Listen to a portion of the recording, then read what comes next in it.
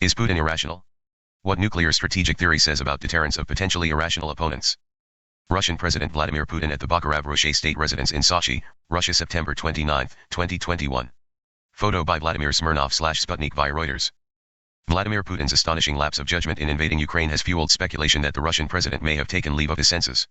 Former Secretary of Defense and CIA Director Robert Gates commented in a recent CNN interview that Putin has gone off the rails. Senator Marco Rubio, the ranking Republican on the Senate Intelligence Committee, tweeted after the invasion began that, "I wish I could share more, but for now I can say it's pretty obvious to many that something is off with Putin. He has always been a killer, but his problem now is different and significant. It would be a mistake to assume this Putin would react the same way he would have 5 years ago." If these assessments are accurate, then the world faces a highly disturbing situation, a mad king in possession of the world's largest nuclear arsenal, as he reminded the world when announcing an alert of his strategic deterrent forces February 27. If Putin is not a rational adversary, then the policies that would deter a more reasonable man may fail or even backfire. As nuclear strategists recognized decades ago, deterrence is necessary but it isn't always sufficient.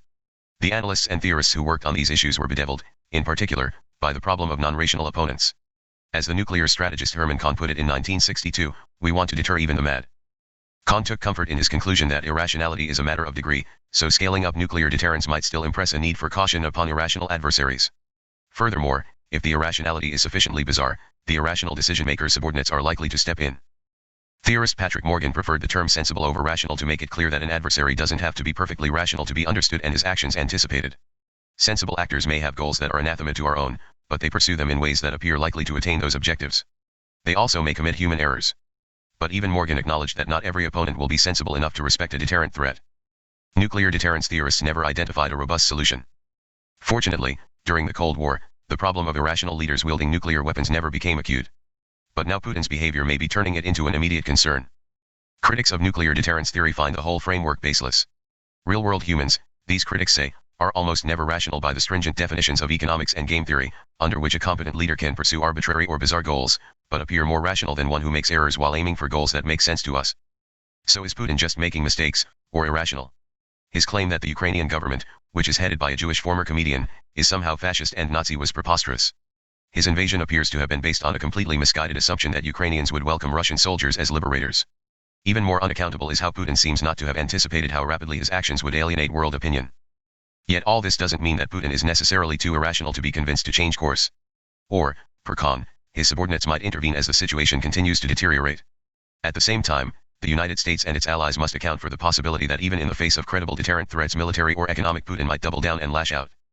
It is a mistake to assume that a nonsensible opponent necessarily suffers from some diagnosable psychopathology. Autocratic rulers like Putin and North Korean dictator Kim Jong-un have incentives so different from those of an ordinary person as to warp their rational goals. They tend to conflate the continuation of their rule with their personal survival, with good reason.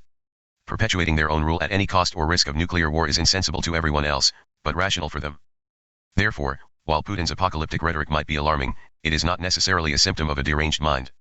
For instance, Putin declared in a 2018 interview that if someone decides to annihilate Russia, we have the legal right to retaliate.